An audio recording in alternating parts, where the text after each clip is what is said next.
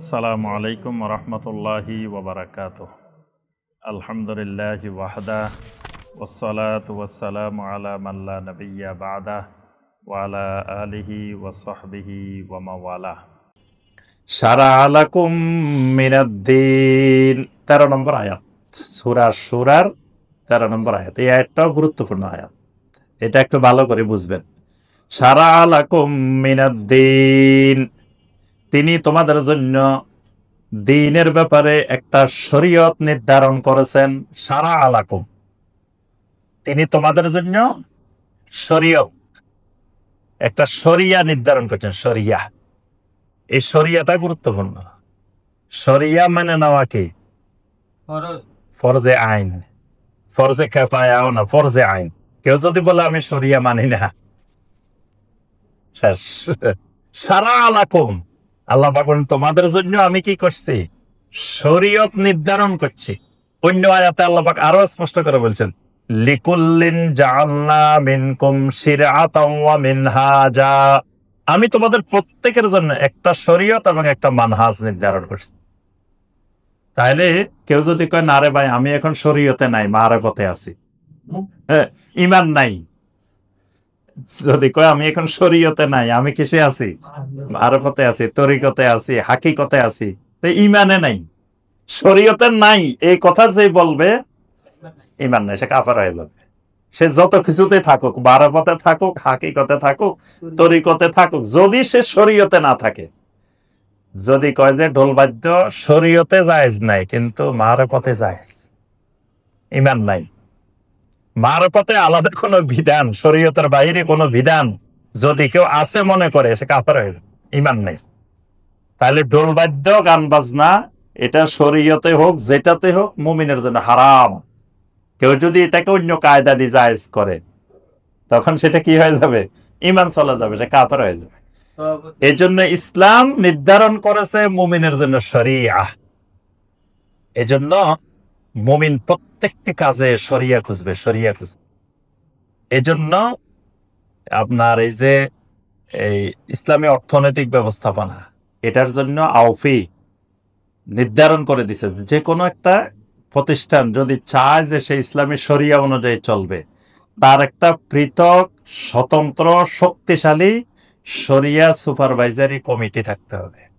না হয় Islamic institute হবে না, ইসলামিক ব্যাংকও হবে না, ইন্স্যুরেন্সও হবে না, কোনো প্রতিষ্ঠানে হবে না। ইসলামী হইতে হইলেই পৃথক স্বতন্ত্র শক্তিশালী কার্যকরী একটা শরিয়া সুপারভাইজারি বোর্ড, এবং ওই শরিয়া সুপারভাইজারি কমিটির আন্ডারে আলাদা একটা শরিয়া ডিভিশন, যেখানে মোরাকিব থাকবে। মোরাকিব মানে ধরো শরিয়া সুপারভাইজারি কমিটি তো আইন কানুন করে দিয়ে চলে আসছে, আইন কানুন এটা বাস্তবায়ন হয়েছে কিনা এটা দেখবে কে? এটার জন্য শরিয়া ডিভিশন এবং মোরাকিব থাকবে, এটা বাধ্যতামূলক। কিন্তু একটা জিনিস দেখেন, আমাদের দেশ থেকে হজে যায়, এই যে এতগুলো এজেন্সি হজে নিয়ে যায়, তারা কিন্তু খুব কম এজেন্সি শরিয়া কনসালটেন্ট রাখে। শরিয়া কনসালটেন্ট বিহীন হাজার হাজার মানুষ হজে নিয়ে যাচ্ছে। এই জন্যই বেশিরভাগই বেদাতি হজ করে আসতেছে। তারা কোনো শরিয়া গাইডলাইন পায় না, শরিয়া নীতিমালা পায় না। আল্লাহ রাব্বুল আলামিন ইমানদারের প্রত্যেকটি কাজের মধ্যে শরিয়াকে বাধ্যতামূলক করছে। এজন্য বলছেন এই আয়াতে শারা'a লাকুম মিনাদ-দীন, দ্বীনের ব্যাপারে আল্লাহ তোমাদের জন্য শরীয়তকে নির্ধারণ করছে। মা ওয়াসসা বিহি নূহান, যে ব্যাপারে আল্লাহ রাব্বুল আলামিন ওসিয়ত করেছেন নূহ আলাইহিস সালামকে। কিসের ব্যাপারে ওসিয়ত করছেন? শরীয়তের ব্যাপারে। নূহ আলাইহিস সালামকে শরীয়ত দিছে, তরিকত মারফত নূহ আলাইহিস সালামের দেন নাই, দিছেন কি? শরীয়ত। এই ব্যাপারে ওসিয়ত করছেন। ওসিয়ত মানে আল্লাহর ওসিয়ত, মানে নির্দেশ, আল্লাহ নির্দেশ করছেন। ওয়াল্লাযী আওহাইনা ইলাইকা, এবং এই শরীয়তে আমি আপনার উপরে ওহী করি, আপনার উপরে আমি নূহ আলাইহিস সালামকে যেটা ওসিয়ত করছি, ওই শরীয়তে আমি আপনার উপরে কি করি? ওহী করি। ওয়ামা ওয়াসাইনা বিহি ইব্রাহিম ওয়া মূসা ওয়া ঈসা, এই ব্যাপারে আমি ওসিয়ত করেছি ইব্রাহিমকে, মূসাকে, ঈসাকে। তাহলে কয়জন নবী হইল এখানে? 5 জন। একজন আছে না নবী সাল্লাল্লাহু আলাইহি ওয়াসাল্লাম সহ তো ওয়াল্লাযী আওহাইনা ইলাইকা বলছে না, ইলাইকা মানে মুহাম্মদ সাল্লাল্লাহু আলাইহি সাল্লাম। তাহলে নবী কয়জন হইছে? আচ্ছা, বাকিদের কথা না বলি, 5 জন কেন বলছেন? উলুল আজমি মিনার রাসূল, মানে সকল নবীদের মধ্যে শ্রেষ্ঠ 5 জন। এই 5 জন বলা মানে বাকি সব নবী রাসূলের অন্তর্ভুক্ত হয়ে গেছে। উলুল আজম এরা নূহ আলাইহিস সালাম, ইব্রাহিম আলাইহিস সালাম, মুসা আলাইহিস সালাম, ঈসা আলাইহিস সালাম, মুহাম্মদ রাসূলুল্লাহ সাল্লাল্লাহু আলাইহি ওয়াসাল্লাম। এই 5 জনের মধ্যে আবার 2 জন আছেন আল্লাহর খলিল। 5 জন কিন্তু খলিল না আল্লাহ। 2 জন কে কে? ইব্রাহিম আলাইহিস সালাম এবং মুহাম্মদ রাসূলুল্লাহ সাল্লাল্লাহু আলাইহি ওয়াসাল্লাম। আচ্ছা, এই 2 জনের মধ্যে একজন বাপ, একজন বেটা। ইব্রাহিম আলাইহিস সালাম বাপ, মুহাম্মদ রাসূলুল্লাহ সাল্লাল্লাহু আলাইহি ওয়াসাল্লাম সন্তান। কিন্তু একজন হলেন সাইয়্যিদুল মুরসালিন, তিনি কে?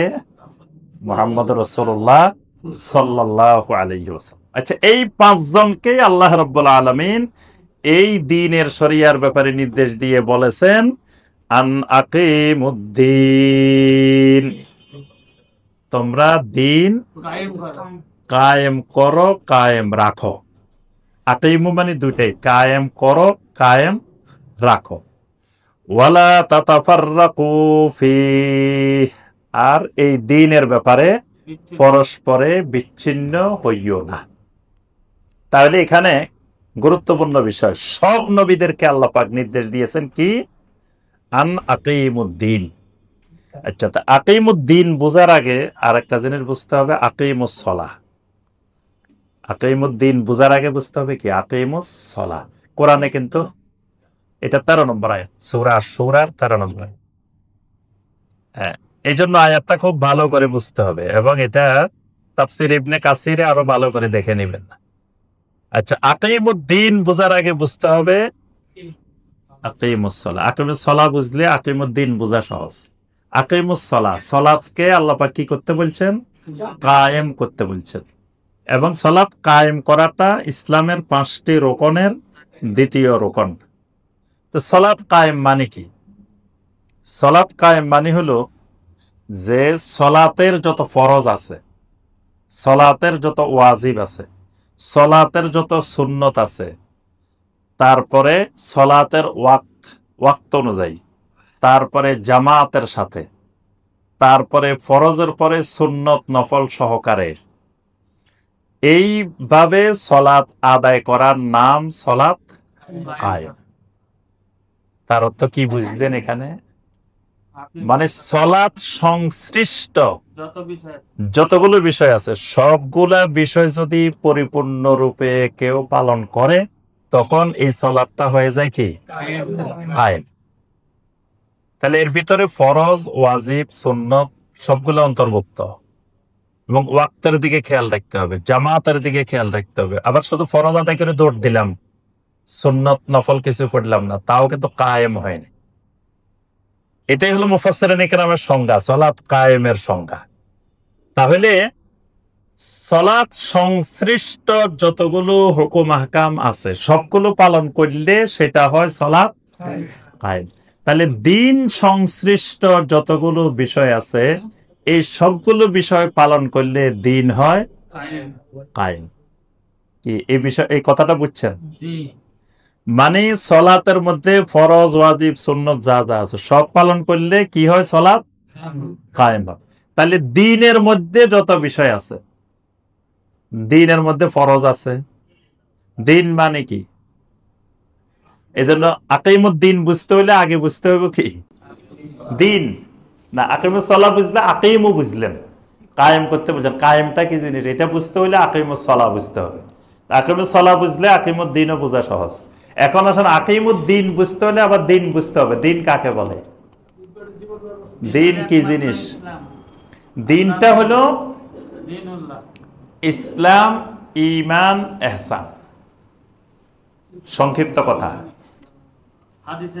হাদিসে জিবরিল। দ্বীন হলো ইসলাম, ঈমান, ইহসান।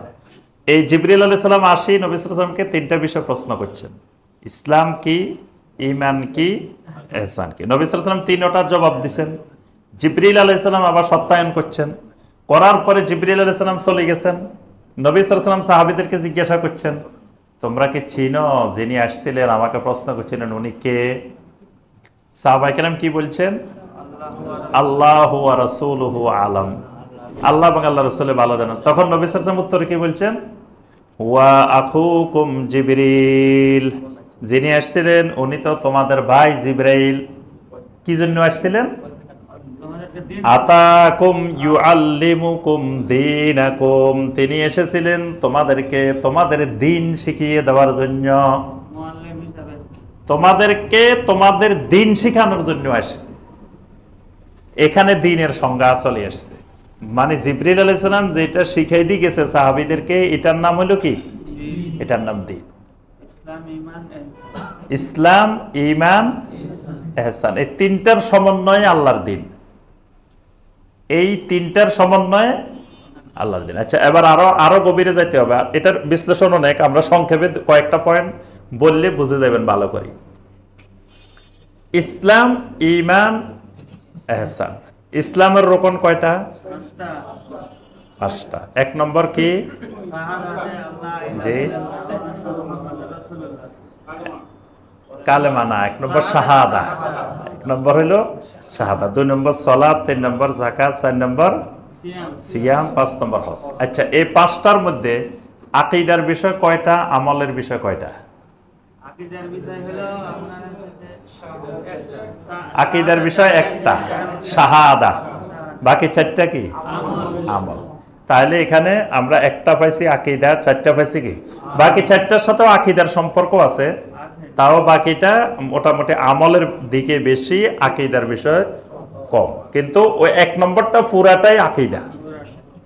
আচ্ছা, এবার আসেন ঈমানের রোকন কয়টা? 6টা।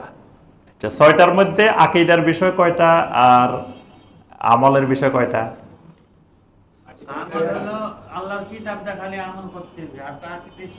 এখানে 6টাই আকীদা, এখানে 6টাই কি? ঈমানের রোকনের 6টাই আকীদার বিষয়। এখানে আমলের বিষয় একটাও না। আমল আছে, মানে প্রত্যেকটার সাথে আমল আছে, কিন্তু মৌলিক বিষয় 6টাই কিন্তু আকীদা।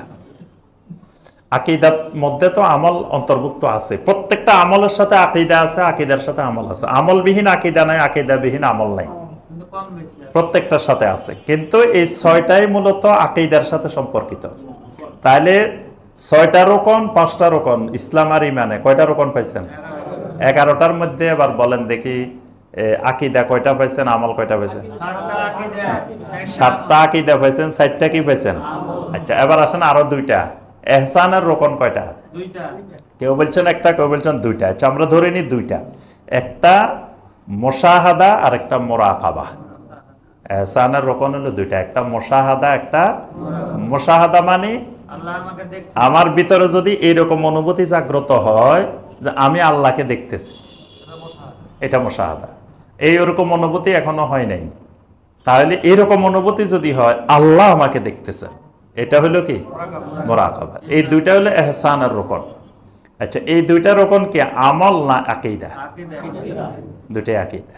তাহলে টোটাল দ্বীন, নবী সাল্লাল্লাহু আলাইহি ওয়াসাল্লাম 3টা জিনিসকে দ্বীন বলছেন, ইসলাম, ঈমান, ইহসান।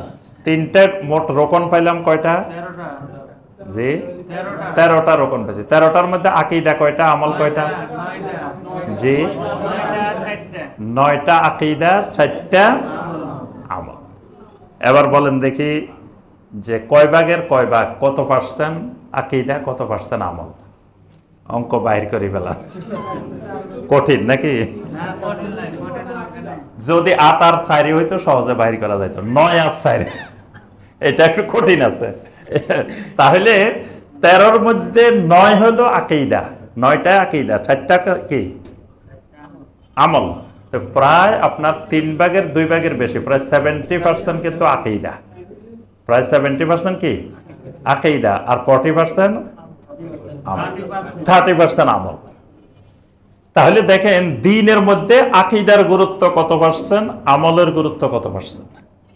এখন আপনি দ্বীন কায়েম করবেন, তা আকীদা বাদ দিয়ে দ্বীন কায়েম, আকীদার দরকার নাই,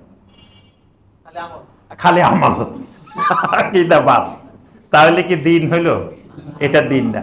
ওই আকীদা বাদ দেওয়ার কারণেই এখন ওই যে অনেকের মুখে বলতে শুনতেছি আমরা দুর্গাপূজা, রমজান এক, তারপরে ওই এই কি এই বিভিন্ন নবীরা নাকি আছিল সাংবাদিক, আচ্ছা তারপরে হইলো ওই যে এইসব মূর্তিগুলা, এইসব দেবতারা নাকি নবী ছিল। এইগুলো এই রেজাল্ট বের হয়েছে কি কারণে? ওই আকীদার গুরুত্ব না দেওয়ার কারণে, তাওহীদ আর শিরিক স্পষ্ট না হওয়ার কারণে। কিন্তু তাও যতক্ষণ আকীদা না থাকবে এটা কোনোদিন দিন হবে না। সবার আগে আকীদা, সবার আগে তাওহীদ। এখন আমরা ওই দিনও বলছি যে ধরেন বাংলাদেশে একেবারে ইসলাম প্রতিষ্ঠা হয়ে গেছে, সব মানুষ ইসলাম প্রতিষ্ঠা হওয়ার কারণে জান্নাতে চলে গেছে, কিন্তু আমি ওই দুর্গাপূজায় যাই, মন্দিরে যাই, যে আমি জাহান্নামে গেছি। তো সব মানুষ জান্নাতে গেছে, দিনও কায়েম হয়েছে, তা আমার লাভটা হয়েছে কি? আমি তো জাহান্নামে গেলাম, তো বাকি সব মানুষ জান্নাতে চলে গেলে আমার লাভ কি? আগে তো ইয়া আইয়ুহাল্লাযীনা আমানু কু আনফুসাকুম, আগে তো আমার নিজেকে বাঁচাইতে হবে জাহান্নামের আগুন থেকে, তারপরে না অন্যদের বাঁচানোর চিন্তা। এই জন্য দিন কায়েম মানে এই সকল মুফাসসিরিনে কেরাম যে কোনো তাফসির খোলেন, তাফসির ইবনে কাসির হোক, তাফসিরে কুরতুবী হোক, তাফসিরে আপনার তবারি হোক, যে কোনো তাফসির খোলেন ওই তাফসিরে পাইবেন আন আকিমুদ্দিন আই আকিমুত তাওহীদ, তাওহীদ প্রতিষ্ঠা করা। এখানে সকল মুফাসসিরিনে কেরাম দ্বীনের অর্থ করছেন তাওহীদ। কারণ কি? দ্বীনের রূহ হইল তাওহীদ। তাওহীদ আছে, দ্বীন ঠিক আছে, তাওহীদ নাই, দ্বীন ঠিক নাই। আচ্ছা, কিয়ামত যখন আসবো পৃথিবীতে, তখন পৃথিবীতে কি মুসলিম থাকবে কি থাকবে না? মুসলিম কি থাকবে? কিন্তু এরকম আমাদের মতো আব্দুল্লাহ, আব্দুর রহিম, আব্দুর রহমান থাকবো কিনা? হ্যাঁ থাকবো। মানে কি? ধরেন বাংলাদেশে এখন 18 কোটি, ওই সময় তো 50 কোটিও থাকতে পারে মুসলমান, কি থাকতে পারে না? কিয়ামত আসতে আসতে 50 কোটিও বাংলাদেশের আদমশুমারিতে মুসলিম থাকবো। এভাবে পৃথিবীতে কোটি কোটি মুসলিম থাকবে, এদের উপরে কিন্তু কিয়ামত হবে। তার অর্থ এগুলো একটাও মুসলিম না, ঈমান নাই, নামে মুসলিম থাকবে। কারণ একজন ইমানদার যতক্ষণ পৃথিবীতে আছে এতক্ষণ কিয়ামত হবে না। তাহলে দিন মানি আকিমুদ্দিন মানি তাওহীদ কায়েম, মানে আমলেরও গুরুত্ব আছে দিনের ব্যাপারে, কিন্তু আমলের চাইতে আকীদার গুরুত্বটা বেশি। এই জন্য আকীদা বাদ দিয়ে কোনোদিন দিন প্রতিষ্ঠা, দিন কায়েমের চিন্তা ভাবনা কল্পনা করা যাবে না। নবী সাল্লাল্লাহু আলাইহি ওয়াসাল্লাম সারা জীবন শুধু দাওয়াত দিয়েছেন তাওহীদের। দাওয়াত হবে তাওহীদের, আমলের মানুষকে দাওয়াত দেওয়া লাগবে না। যে তাওহীদ বুঝবে তার তাওহীদেই তাকে আমল করতে বাধ্য করবে। যে আমল করে না তার অর্থ হলো সে এখনো তাওহীদ বুঝে নাই। ফজরের সময় যে উঠতে পারে না তার অর্থ হলো তার অন্তরে এখনো তাওহীদ ঢুকে নেই। তাওহীদ ঢুকলে সে রাত্রে ঘুমাইতে পারত না, মানে তার তাওহীদে তারা টানে তুলে ফেলত। ওই আমাদের এলাকার একটা গল্প আছে, রাত্রে ঘুমানোর সময় বাচ্চা মারে বলতেছে যে আম্মা, রাত্রে যদি আমার টয়লেটে যাওয়ার দরকার হয় একটু ডাকে দিয়েন আমাকে। মা বলতেছে বাবা রে, টয়লেট অনেক জিনিস, তোমার প্রয়োজন হইলে তোমার টয়লেটে তোমার ডাকে তুলে ফেলবো। আমি মা 13 ভামু না, বুঝো লাগতো না, তুমি উঠি দৌড় দিবা। তাওহীদ যদি কারো অন্তরে থাকে তো তাওহীদে টানে তুলে ফেলবো, তাওহীদের টানে হে নামাজ জন্য উঠে যাবো। তার অর্থ হইলে হে যে উঠতেছে না, হের অন্তরে এখনো তাওহীদ ঢুকে নাই, তাওহীদ ঢুকে নাই। তাওহীদটাই হলো সবকিছুর মূল। তাওহীদ ঢুকবে তার পুরা জিন্দেগি পরিবর্তন হয়ে যাবে। এই জন্য নবী সাল্লাল্লাহু আলাইহি সাল্লাম সকল মানুষকে দাওয়াত দিয়েছেন, ইয়া আইয়ুহান নাস কুলু লা ইলাহা ইল্লাল্লাহ। শুধু লা ইলাহা ইল্লাল্লাহ দাওয়াত, তাওহীদের দাওয়াত, তাওহীদের দাওয়াত। আল্লাহ রাব্বুল আলামিন বলেন, আমি সমস্ত নবীদেরকে বলছি তোমরা কি করো? আকিমুদ্দিন। আচ্ছা এখন বলেন দেখি, এই যে 5 জনের নাম আল্লাহ পাক এখানে বলছেন, নূহ আলাইহিস সালামের কথা 1 নম্বরে বলছেন। আচ্ছা নূহ আলাইহিস সালাম কি একটা ইসলামী রাষ্ট্র করতে পারছিলেন? কি পাচ্ছেন? তো যদি আকিমুদ্দিন অর্থ হয় ইসলামের রাষ্ট্র কায়েম করো, তো নূহ আলাইহিস সালাম তো আল্লাহর এই হুকুম পালন করতে পারেন নাই। কি নূহ আলাইহিস সালাম কোন ইসলামী রাষ্ট্র করতে পারছেন? 950 বছর দাওয়াত দিচ্ছেন, মানুষে তো অল্প কয়জন, কি রাষ্ট্র করবেন? আচ্ছা, ইব্রাহিম আলাইহিস সালাম করতে পারছেন? মুসা আলাইহিস সালাম, ঈসা আলাইহিস সালাম। তো এখানে যে 5 জনের কথা আল্লাহ বলছেন, 5 জন রাসূল, উলুল আজম রাসূল, তো 4 জনেই তো পারেন নাই। যদি ধরে নিই আমরা আকিমুদ্দিন মানে শুধু ইসলামের রাষ্ট্র করা, আসলে আকিমুদ্দিন মানে শুধু ইসলামের রাষ্ট্র প্রতিষ্ঠা না, ইসলামের রাষ্ট্র দ্বীনের একটা অংশ। এটা ইসলামের রাষ্ট্র দ্বীনের বাহিরে না, কিন্তু এটাও দ্বীনের অংশ, দ্বীনের ভিতরের জিনিস। মানে ইসলামটা, দ্বীনটা ব্যাপক জিনিস। ব্যক্তি জীবনে দ্বীন থাকবে, পারিবারিক জীবনে, সামাজিক জীবনে, অর্থনৈতিক জীবনে, সাংস্কৃতিক জীবনে, রাজনৈতিক জীবনে, রাষ্ট্রে, সমাজে, পরিবারে, সর্বত্র থাকবে। তো রাষ্ট্রটা হলো ওই টোটাল দ্বীনের একটা অংশ, কিন্তু ওইটাকে মুখ্য বানানো যাবে না, কারণ ওইটা আমার আপনার জীবনে ইসলামী রাষ্ট্র হইতেও পারে, নাও হইতে পারে। কোরআন সুন্নাহ ভিত্তিক খেলাফত আলা মেনহাজুন নবুওয়াহ, এটা আমার আপনার জীবনে হইতেও পারে, নাও হইতে পারে, কিন্তু তাওহীদ এটাই মূল বিষয়। তাওহীদের উপরে নিজে ইস্তেকামত হইতে হবে এবং পুরা দেশের জনগোষ্ঠীকে, সারা পৃথিবীর জনগোষ্ঠীকে তাওহীদের দিকে রাখতে হবে। বাংলাদেশের যদি অর্ধেকের বেশি মানুষ তাওহীদ বুঝে যায়, অটোমেটিক সেদিন আল্লাহর নিয়ামত খেলাফত চলে আসবে। আর যদি তাওহীদ না বুঝে, যদি ইসলামী 50 দলও রাষ্ট্রে ক্ষমতায় যায়, ইসলামের একটা আইনও বাস্তবায়ন হবে না, যদি এই দেশের জনগণ তাওহীদ না বুঝে। কারণ আপনি মাজার পূজারী, কবর পূজারীর ভোট নিয়ে যখন রাষ্ট্র ক্ষমতায় গেলেন, পরে কইলেন যে এটা শিরিক, ক্ষমতায় যাই কইলেন যে এটা কি, সে তো মাজার পূজারী, কবর পূজারী আপনারা ক্ষমতায় রাখবো, কবে যে এরা আমরা কেন বসাইছি, হে তো আমাদের মাজার ভাঙি ফেলবে। তারপর শিরিককারীরা আপনাকে ক্ষমতা থাকতে দিবে না। তার অর্থ হলো আপনি ক্ষমতায় গেলেও একটাও ইসলামের আইন বাস্তবায়ন করতে পারবে না, যতক্ষণ জনগণ তাওহীদ না বুঝবে। এই জন্য জনগণ তাওহীদ বুঝলে আল্লাহর নিয়ামত আসবে। খেলাফতটা আল্লাহর নিয়ামত, এটা আল্লাহ চাইলে দিবেন, জনগণ চেষ্টা করলে যে হয়ে যাবে তা না, আল্লাহর পক্ষ থেকে আসতে হবে। তা আল্লাহ কখন দিবেন? যখন ওই জনপদের অধিবাসী আহলুত তাওহীদ হবে। জনগণ যতক্ষণ আহলুত তাওহীদ হবে না, ততক্ষণ আল্লাহ পাক এই নিয়ামত দিবেন। এই জন্য নবী রাসূলরা জীবনকে জীবন খালি তাওহীদের দাওয়াত দিয়েছেন, তাওহীদের দাওয়াত দিয়েছেন। নূহ আলাইহিস সালাম 950 বছর দিয়েছেন, এইভাবে ইব্রাহিম আলাইহিস সালাম সারা জীবন দিলেন, মুসা আলাইহিস সালাম সারা জীবন দিলেন, ঈসা আলাইহিস সালাম সবসময় দিয়েছেন, কিন্তু দেখা গেছে তারা রাষ্ট্র পর্যন্ত পৌঁছতে পারেন নাই। তো আমাদের আগে ধরেন বাংলাদেশে এই পর্যন্ত কত মুসলিম মারা গেছে, তারা তো কেউ ইসলামের রাষ্ট্র দেখে যেতে পারেন নাই। তা আল্লাহ পাক তাদেরকে কিয়ামতের দিন জিজ্ঞাসা করবে, এই মিয়া তুমি ইসলামের রাষ্ট্র করে আসো নাই কেন, আকিমুদ্দিন করো নাই কেন? তাহলে তাদেরকে প্রশ্ন করা হবে, সে তাওহীদের উপরে মৃত্যুবরণ করছে কিনা, তাওহীদের উপরে ইস্তেকামত ছিল কিনা, মানুষকে তাওহীদের দাওয়াত দিছে কিনা। এটাই হলো ইকামতের দিনের মৌলিক কাজ। মূল কাজ হলো তাওহীদ। তাওহীদ হলে রাষ্ট্র হবে, সমাজও হবে, পরিবারও হবে, সব জায়গায় হবে। এই জন্য আল্লাহ পাক বলছেন, ওয়ালা তাতাফাররাকু ফি, দ্বীনের ব্যাপারে তোমরা পরস্পরে বিচ্ছিন্ন হইও না। কাবুরা আলাল মুশরিকিনা মা তাদউহুম ইলাইহি, ও নবী আপনি যেদিকে মানুষদেরকে ডাকছেন এটা মুশরিকদের কাছে অনেক কঠিন। কাবুরা আলাল মুশরিকিন, মুশরিকের কাছে এটা অনেক কঠিন জিনিস। তো মুশরিকের কাছে কোন জিনিস কঠিন বলেন তো দেখি? তাওহীদ মেনে। তাহলে মুশরিকেরা কি, আপনি যদি তাওহীদি রাষ্ট্র করেন, মুশরিক আপনারে সমর্থন দিবে?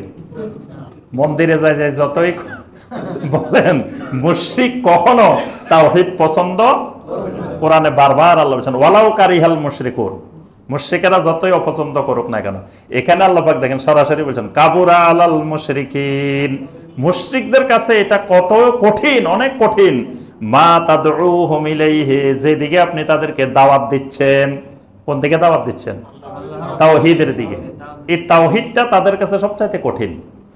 আল্লাহু ইয়াজতাবি ইলাইহি মান ইয়াশা ওয়া ইয়াহদি ইলাইহি মান ইউনিব, আল্লাহ রাব্বুল আলামিন যাকে চান তাকেই ওই তাওহীদের দিকে মনোনীত করেন, তাকে আল্লাহ পাক বাছাই করেন, মনোনীত করেন। ওয়া ইয়াহদি ইলাইহি মান ইউনিব, এবং ওই মানুষগুলোকে আল্লাহ রাব্বুল আলামিন হেদায়েত দেন যে মানুষগুলো তার দিকে প্রত্যাবর্তন করে, যেগুলো আল্লাহর দিকে ফিরে আসতে চায়, ওই মানুষগুলোকে আল্লাহ সুবহানাহু ওয়া তাআলা হেদায়েত দেন। ওয়ামা তাফাররাকু ইল্লা মিন বাদি মা জাআহুমুল ইলমু বাগিয়াম বাইনাহুম। এরা পরস্পর বিচ্ছিন্ন হয়ে গেছে তাদের কাছে এলেম আসার পরে।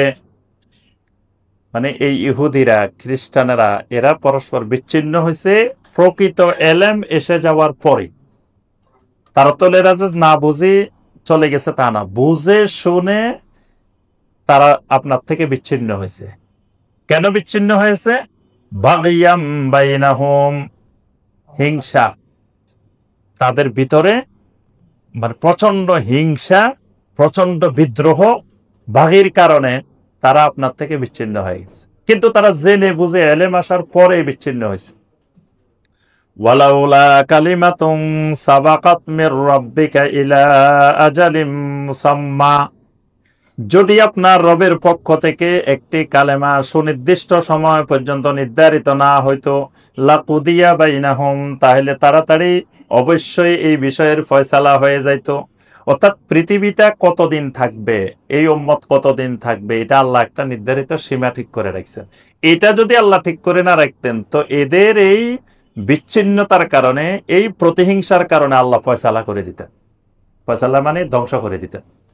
وَإِنَّ الَّذِينَ أُورِثُوا الْكِتَابَ مِنْ بَعْدِهِمْ لَفِي شَكٍّ مِّنْهُ مُرِيبٍ। যে মানুষগুলোকে কিতাবের ওয়ারিস করা হয়েছিল, তাদের পরে যাদেরকে কিতাবের ওয়ারিস করা হয়েছিল। কিতাবের ওয়ারিস কারা? মানে ওই নবী রাসূলরা যাওয়ার পরে, ইব্রাহিম আলাইহিস সালাম, মুসা আলাইহিস সালাম, ঈসা আলাইহিস সালাম, এরা যাওয়ার পরে যাদেরকে কিতাবের ওয়ারিস ছিল, যারা তাদের উত্তরাধিকারী ছিল, লাফি শাক্কিম মিনহু মুরিব, এরা প্রচন্ড সন্দেহের মধ্যে নিপতিত হয়েছিল। শাক, এদেরকে শাক্কের রোগে ধরছিল। শাক অন্তরের একটা, কালবের একটা গুরুত্বপূর্ণ রোগ। এই রোগে ধরলে সবকিছুর মধ্যে শুধু সন্দেহ, শুধু সন্দেহ, শুধু সন্দেহ ঢুকে। ফালিদালিকা ফাদউ, ও নবী অতএব আপনি ফাদউ, ফাদউ মানে আপনি দাওয়াত দিতে থাকেন। মানে আপনার আন্দোলনের কাজ হবে কি? ফাদউ, আপনি খালি দাওয়াত দেন, খালি দাওয়াত দেন। ওয়াস্তাকিম কামা উমিরতা, দাওয়াত দিবেন আর কি করবেন? ইস্তিকামত থাকবেন। ওয়াস্তাকিম। অনেক সাহাবী এসে নবী সাল্লাল্লাহু আলাইহি ওয়াসাল্লামকে জিজ্ঞাসা করছেন, ইয়া রাসূলুল্লাহ সাল্লাল্লাহু আলাইহি ওয়াসাল্লাম, আমার করণীয় কি? নবী সাল্লাল্লাহু আলাইহি ওয়াসাল্লাম বলছেন, কুল আমানতু বিল্লাহ ওয়াস্তাকিম। তুমি বলো আমানতু বিল্লাহ, আল্লাহর উপরে ঈমান আনছি, ওয়াস্তাকিম, তুমি এটার উপরে মৃত্যু পর্যন্ত ইস্তিকামত থাকো। তা আল্লাহ পাক নবীকে বলতেছেন ওয়াস্তাকিম, নবী আপনি এটার উপরে ইস্তিকামত থাকেন, কামা উমিরতা, যেভাবে আপনাকে নির্দেশ দেওয়া হয়। ওয়ালা তাত্তাবি আহওয়াআহুম, আপনি তাদের মনের খেয়াল খুশির অনুসরণ করবেন না। ওয়াকুল আমানতু বিমা আনসালাল্লাহু মিন কিতাব, আপনি বলেন আল্লাহ রাব্বুল আলামিন কিতাবের মধ্য থেকে যা নাজিল করেছেন আমি তার উপরে ঈমান আনলাম। ওয়া উমিরতু লিআদিলা বাইনাকুম, আমাকে নির্দেশ দেওয়া হয়েছে, আদেশ করা হয়েছে আমি যেন তোমাদের মধ্যে ইনসাফ কায়েম করি, ফয়সালা করি ইনসাফের ভিত্তিতে। আল্লাহু রাব্বুনা ওয়া রাব্বুকুম, আল্লাহ রাব্বুল আলামিন আমাদেরও রব তোমাদেরও রব। লানা আমালুনা ওয়া লাকুম আমালুকুম, আমাদের আমল আমাদের জন্য, তোমাদের আমল তোমাদের জন্য। লা হুজ্জাতা বাইনানা ওয়া বাইনাকুম, তোমাদের মাঝে আর আমাদের মাঝে কোনো হুজ্জত নাই, দলিল নাই। অর্থাৎ আমাদের আমল দিয়ে তোমরা দলিল দিতে পারবে না, তোমাদের আমল দিয়ে আমরাও কোনো হুজ্জত কায়েম করতে পারবো না। আল্লাহু ইয়াজমাউ বাইনানা, আল্লাহ রাব্বুল আলামিন আমাদের সবাইকে একদিন একত্রিত করবেন এক জায়গায়। ওয়া ইলাইহিল মাসির, পরিশেষে আমাদেরকে ওই আল্লাহর দিকে প্রত্যাবর্তন করতে হবে। আজকে আমরা এ পর্যন্তই। আল্লাহ রাব্বুল আলামিন আমাদের সবাইকে কোরআনে কারিমের এই আয়াতগুলোর আলোকে আমল করার তৌফিক দান করুন। আল্লাহ রাব্বুল আলামিন কোরআনে কারিমের সাথে আমাদের সম্পর্ক বৃদ্ধি করার তৌফিক দান করুন। কোরআনে কারিমকে আমাদের সবার জন্য শাফাআতকারী বানিয়ে দিন। আল্লাহ রাব্বুল আলামিন কোরআনে কারীমের মাধ্যমে আমাদের অন্তরের সকল রোগ ব্যাধিকে আল্লাহ রাব্বুল আলামিন দূর করে দিন। আল্লাহ পাক আমাদেরকে তাওহীদ বুঝার, তাওহীদ মানার, তাওহীদের এক একজন দায়ী হওয়ার আল্লাহ পাক আমাদেরকে তৌফিক দান করুন। সম্মানিত ভাই ও বোনেরা, আপনারা জানেন আগামী 29শে নভেম্বর আমাদের খায়রুল হুদা কনফারেন্স, চতুর্থ বার্ষিক খায়রুল হুদা কনফারেন্স হবে আমাদের বারিধারা ডিওএইচএস কনভেনশন সেন্টারে। এখানে আমাদের ওই ব্যবস্থাপনা করাটা মসজিদের মধ্যে কঠিন হয়ে যায়, তো সবাই স্বাচ্ছন্দ্যে এখানে বসতেও পারে না, ওইভাবে জায়গাও হয় না, তারপরে মাঝখানে অনেক সলাতের বিরতি দিতে হয়, এগুলা ব্যবস্থাপনায় সমস্যা হয়। এই কারণে আমরা ওই বারিধারা ডিওএইচএস কনভেনশন সেন্টারে গতবারও করছি, এবারও ইনশাল্লাহ ওখানেই হবে আমাদের প্রোগ্রামটা। এবং আমাদের সম্মানিত শাইখদেরকে আমরা দাওয়াতও দিয়েছি। তো ওই 29 তারিখে ইনশাল্লাহ আপনারা সবাই পরিবার পরিজন নিয়ে উপস্থিত থাকবেন। ওখানে মহিলাদের আলাদা ব্যবস্থাপনা থাকবে, তারপরে সলাতের ব্যবস্থা থাকবে, সবকিছুর মহিলাদেরও ব্যবস্থা থাকবে। তারপরে ওখানে আপনার যেখানে যেখানে আপনার প্রজেক্টর দরকার ওখানে সব দেওয়া হবে, সব ধরনের ব্যবস্থাপনা ওখানে ইনশাল্লাহ থাকবে।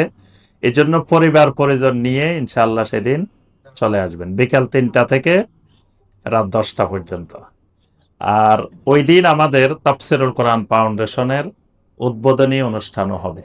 আপনারা জানেন আমরা তাফসিরুল কোরআন ফাউন্ডেশন সরকারিভাবে আমরা অনুমোদন পেয়েছি, তো এটাকে আমরা আনুষ্ঠানিকভাবে সেদিন উদ্বোধন ঘোষণা করব ওই প্রোগ্রামে। তো এই প্রোগ্রামের জন্য তো কিছু খরচ আছে না? জি, তো খরচগুলা কারা দিবে? আপনারাই তো দিবেন নাকি? কথা কয় না, মনে হয় দিবে না। ইনশাল্লাহ, তো এই জন্য এখন থেকে প্রস্তুতি নেওয়া শুরু করতে হবে। আমাদের খরচ তো এখন থেকে শুরু হয়ে গেছে। আপনার সেখানে হল ভাড়া করতে হবে, আরো অনেক খরচ আছে। তো এই জন্য আপনারা সবাই একটু সহযোগিতা করবেন। এখন তো করবেনই, আবার পরবর্তীতে সবাই 5,000, 10,000, 20,000 করে আলাদা করে এই কনফারেন্সের জন্য আপনারা সহযোগিতা করবেন। গত বছরও আপনারা সবাই সহযোগিতা করছেন আলহামদুলিল্লাহ।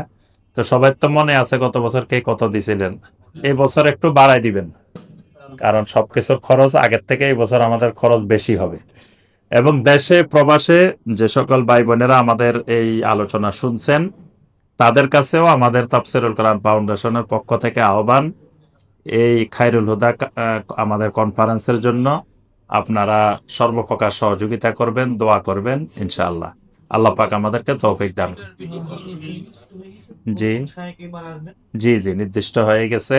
তো আমরা আরো কিছু শাইখের দাওয়াত এখনো প্রক্রিয়াধীন আছে, এই জন্য ঘোষণা দিচ্ছি না।